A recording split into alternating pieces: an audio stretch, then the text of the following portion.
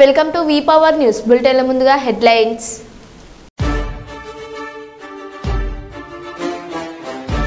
తెలంగాణలో మరో 2 రోజులు భారీ వర్షాలు.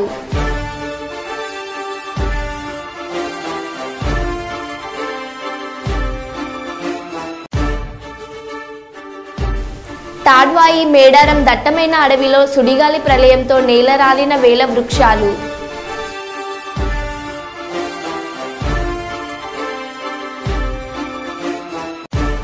విజయవాడ ముప్పు ప్రాంతాల్లో పర్యటించిన మంత్రి బీసీ జనార్దన్ రెడ్డి.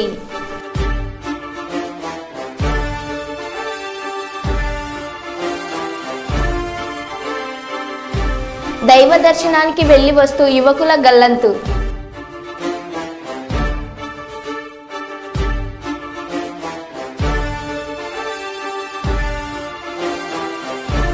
మీ బాధ్యత మీ చేతిలోనే ఉంది, పోలీస్ వారి విజ్ఞప్తి.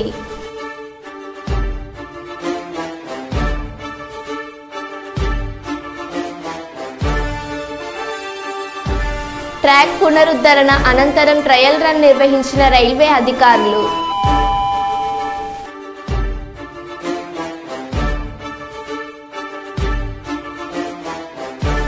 తెలంగాణ రాష్ట్రంలో ఆకలి కేకలతో రోడ్ల మీదకి వస్తున్న విద్యార్థులు.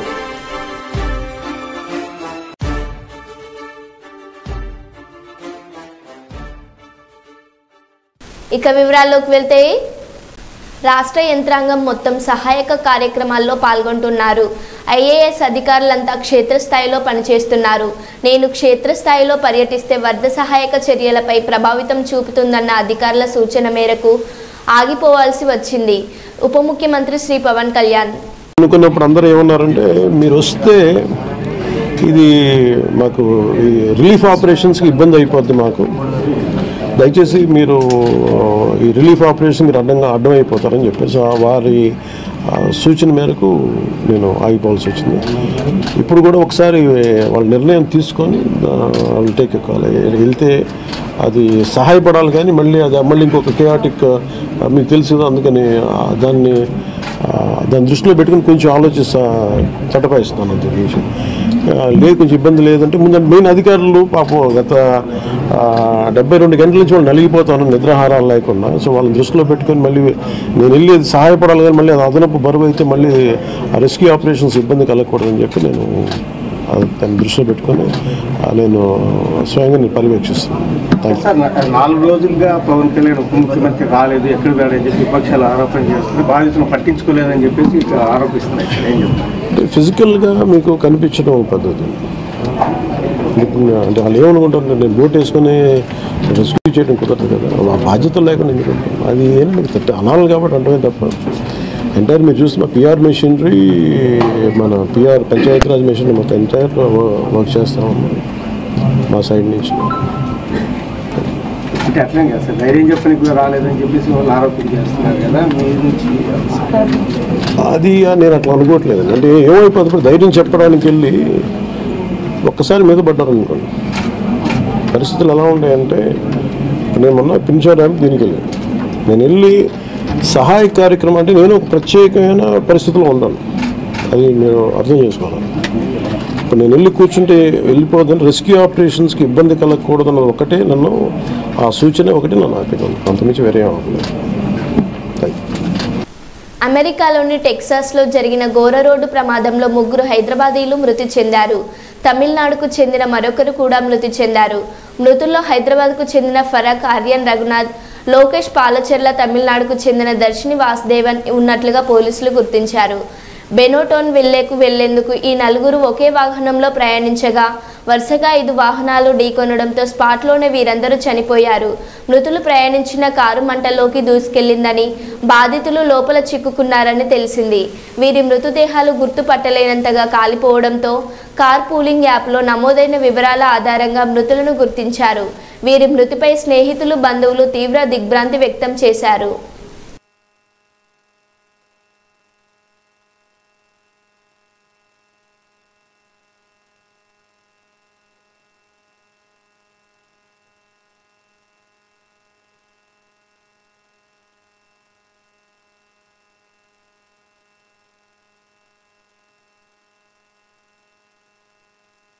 అత్యంత వేగంగా వరదకు కొట్టుకుపోయిన రైల్వే ట్రాక్ పనులకు మరమ్మతులు చేసి రికార్డు సృష్టించిన రైల్వే శాఖ కార్మికులు అధికారులు. ప్రస్తుతం మహబూబాబాద్ జిల్లా కేసముద్రం మండలం తాళ్లపూసపల్లిలో రైల్వే మరమ్మతులు పనులు పూర్తి అవడంతో ట్రయల్ రన్ నిర్వహిస్తున్న అధికారులు. SCRGM అరుణ్ కుమార్ జైన్, DRM భరతేష్ కుమార్ జైన్ మాట నిలబెట్టిన రైల్వే సిబ్బంది 24 గంటలు శ్రమించి కేసముద్రం మండలం తాళ్లపూసపల్లి 432 కిలోమీటర్ల వద్ద ట్రాక్ పునరుద్ధరణ అనంతరం ట్రయల్ రన్ నిర్వహించిన రైల్వే అధికారులు.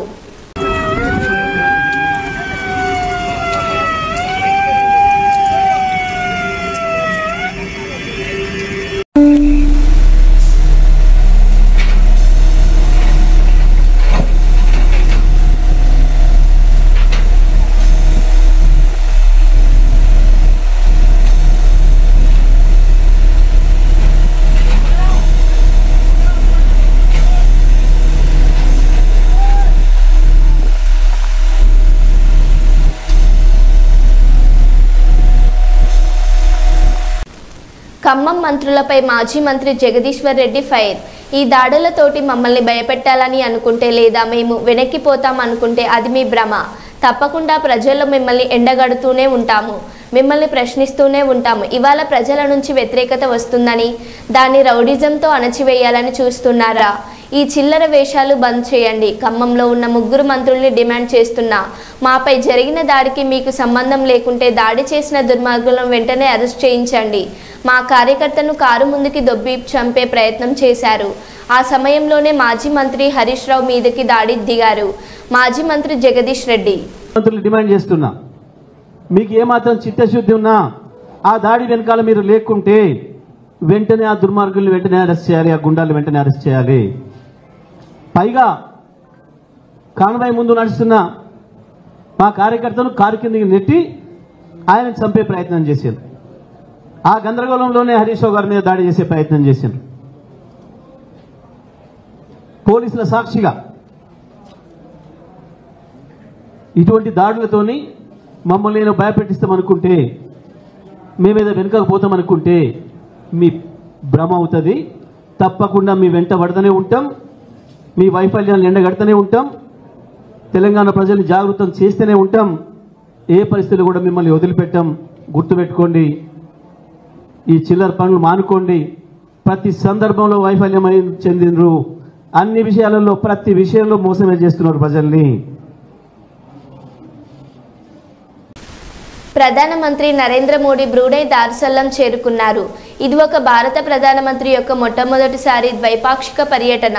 బ్రూనై దార్సల్లంలో చాలా ప్రత్యేకమైన స్వాగతం, ఆప్యాయతకు కృతజ్ఞతలు తెలిపారు ప్రధాని మోడీ.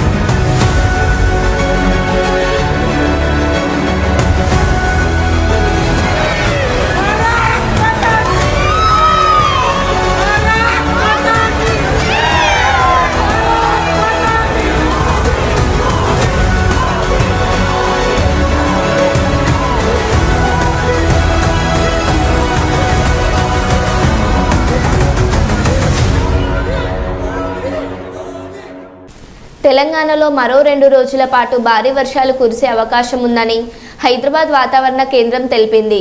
నేటి నుంచి ఎల్లుండి వరకు రాష్ట్రంలోని పలు జిల్లాల్లో భారీ వర్షాలు కురుస్తాయని హెచ్చరించింది. ఉరుములు మెరుపులతో కూడిన వర్షాలు కురిసే అవకాశం ఉందని తెలిపింది. గంటకు 30 నుంచి 40 కిలోమీటర్ల వేగంతో గాలులు వీచే అవకాశం ఉందని తెలిపింది.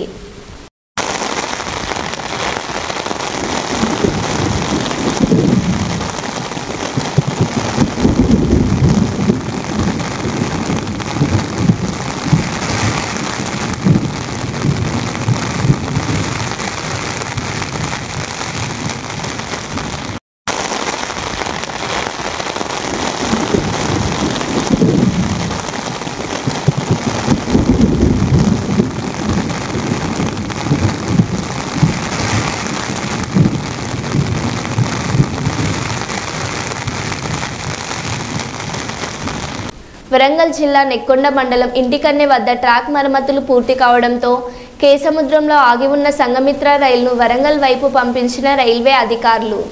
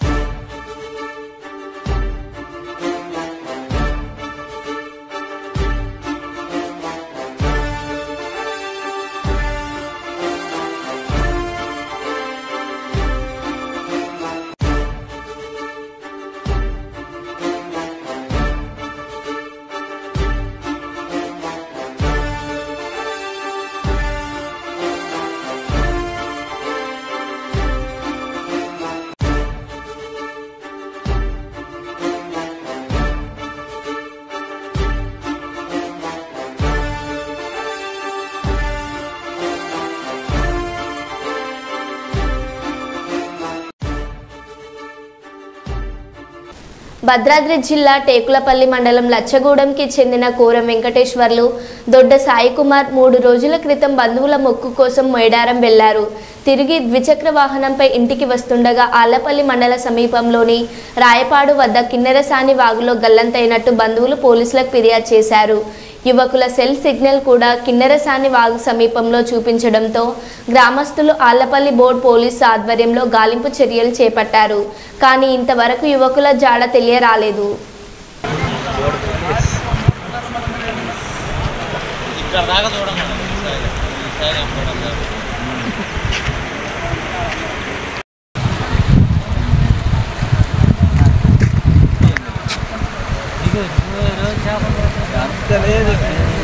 ఎక్కువ టైం దొరుకుతుంది.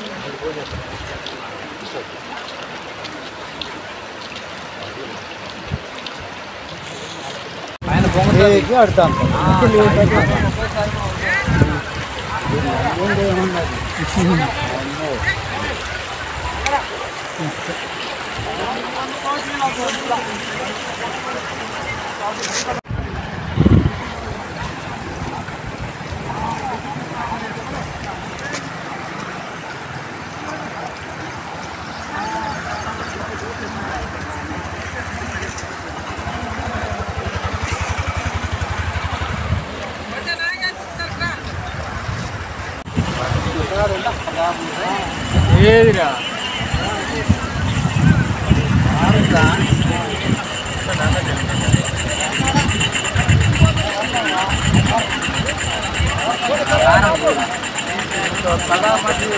నీకేదొస్తుందా మీకు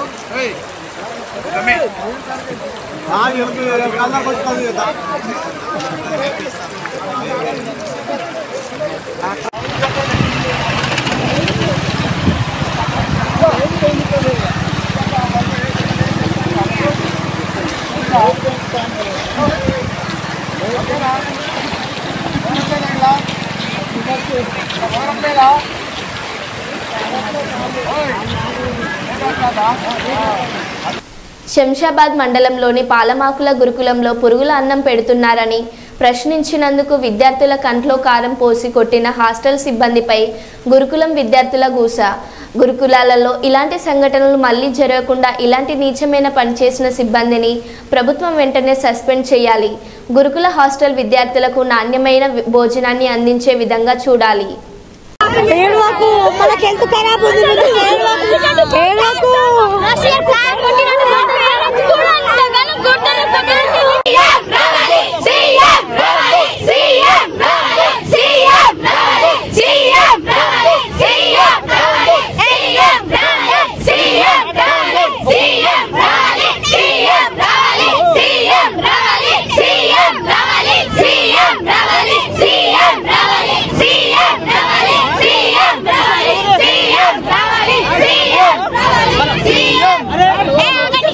ఇక్కడ వినోద్ ఒక మాట ఎడ్యుకేషన్ పర్సన్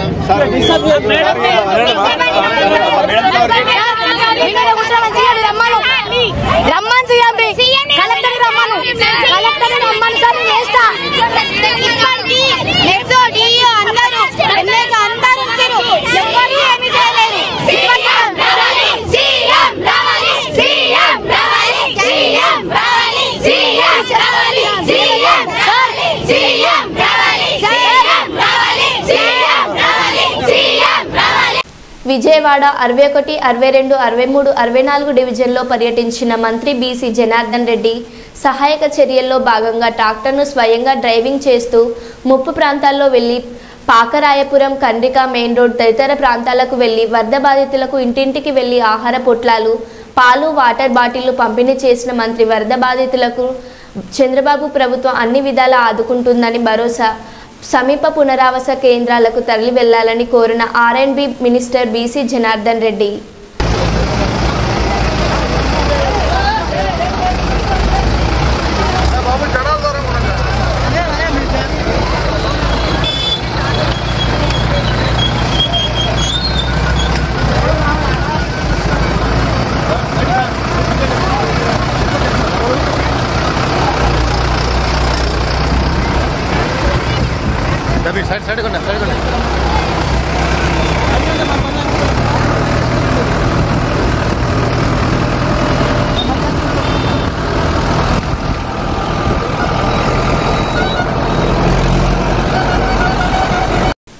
పెద్దపల్లి జిల్లా గోదావరి నది పరివాహక ప్రాంత ప్రజలు అప్రమత్తంగా ఉండాలని గోదావరి కని స్థానిక 6వ డివిజన్లోని సప్తగిరి కాలనీ రాజీనగర్లోని గడప గడపకి తిరుగుతూ వారికి భారీ వర్షాల దృష్ట్యా పలు సూచనలు చేసి వారికి ఎలాంటి సమస్య వచ్చినా తమకి తెలియజేయాలని రామగుండం శాసనసభ్యులు మక్కన్ సింగ్ రాజ్ ఠాకూర్ వారి సతీమణి మనలి ఠాకూర్ కోరారు. అన్న ఫోన్ చేసుకుంటే నేను ఫోన్ చేసిన ఎవరినైనా మరి మరదట్టు చెప్పండి ఇద్దరు గేట్లు ఓపెన్ చేసుకుంటే అమ్మా ఏం కష్టం కాకుండా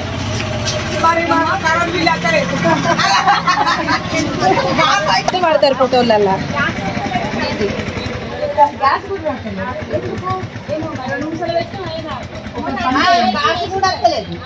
అన్న ఫోన్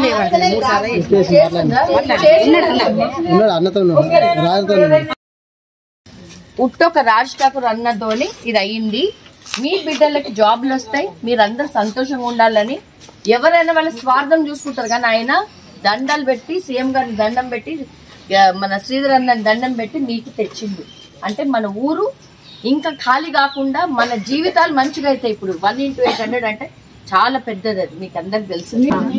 ముందు జాబ్ అదొకటి, మీ బిడ్డలందరూ జాబ్ లేకపోతారు. నీళ్ళ పరిస్థితి మళ్ళొకసారి నీళ్ళు రాకుండా చేస్తాం. అమ్మ ఒక్క నిమిషం, రోడ్లు అయితే మీ అందరికి సంతోషంగా ఉండేటట్టు చేస్తాంకే మిమ్మల్ని మేము దండలు పెట్టి ఓట్లు ఏమని అడిగి గెలుచుకున్నాం. దాని బాధ్యత మేము తీసుకోండి, అందుకే వచ్చినాం. లయన్స్ క్లబ్ ఆఫ్ సుల్తానాబాద్ ఆధ్వర్యంలో జాతీయ పోషకాహార వారోత్సవాల సందర్భంగా సుల్తానాబాద్ మున్సిపల్ పరిధిలోని పూసాల గ్రామ ప్రభుత్వ ప్రాథమికోన్నత పాఠశాల విద్యార్థులకు పోషకాహారంపై అవగాహన కార్యక్రమం నిర్వహించిన అనంతరం విద్యార్థులకు పండ్లు పంపిణీ చేశారు. ఈ సందర్భంగా క్లబ్ ప్రతినిధులు మాట్లాడుతూ భారత ప్రభుత్వం 1982వ సంవత్సరంలో పోషకాహార బోర్డు నెలకొల్పి ప్రభుత్వ మహిళా శిశు సంక్షేమ అభివృద్ధి మంత్రిత్వ శాఖ ద్వారా ప్రతి సంవత్సరం జాతీయ పోషకాహార వారోత్సవాన్ని సెప్టెంబర్ మొదటి వారంలో జరుపుకుంటారని తెలిపారు. ప్రజలు ఆహారంలో ముఖ్యమైన పోషకాలు, విటమిన్లు, ఖనిజాలు, ప్రోటీన్లు, కొవ్వులు, కార్బోహైడ్రేట్లు వంటి వాటిని తీసుకోవాలని, తద్వారా ఆరోగ్యకరమైన బరువు, రోగనిరోధక శక్తి పెరగడం, ఎక్కువ కాలం యవ్వనంగా ఉండడానికి దోహదపడతాయని అన్నారు. ఇది ఎక్కడ అంటే అమెరికాలో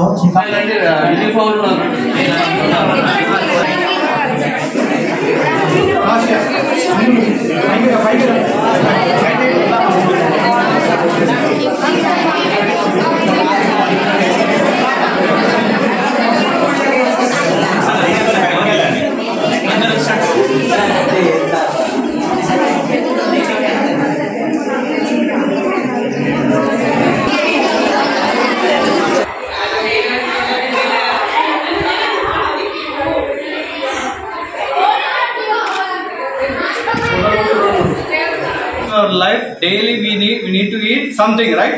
So ఆ ఈటింగ్ లో ఆ తినే పదార్థాల్లో కంపల్సరీ మనకు న్యూట్రియంట్స్, మినరల్స్, కార్బోహైడ్రేట్స్, ఫ్యాట్స్, ఇంకా మీరు చెప్పిన ఇంకొకటి ఏంటిది ప్రోటీన్స్, ఫ్యాట్స్, ఇవన్నీ కంపల్సరీ. ప్రతిదీ పోషకాలు ప్రతిరోజు పొద్దున, మధ్యాహ్నం, సాయంత్రం తీసుకుంటేనే మనము హెల్తీగా, ఎనర్జెటిక్ గా ఉంటాం.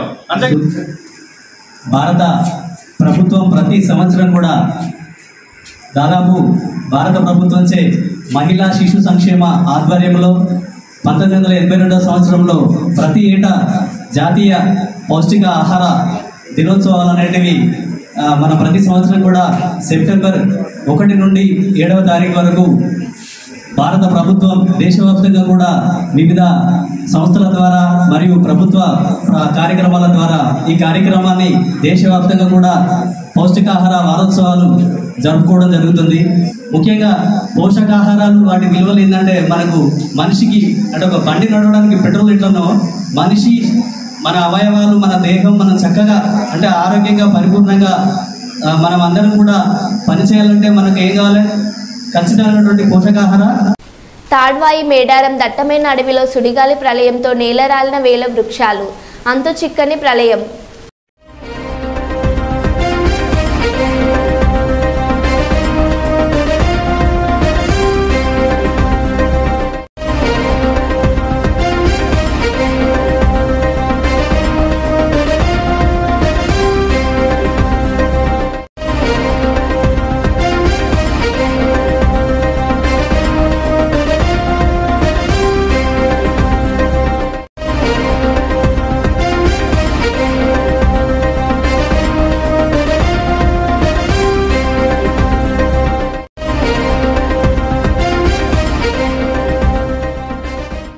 ఆపి చేసేదానికి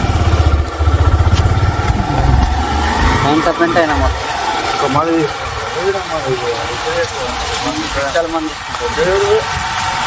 ఆపి చేసేదానికి ఎంత పెంట అయినా మొత్తం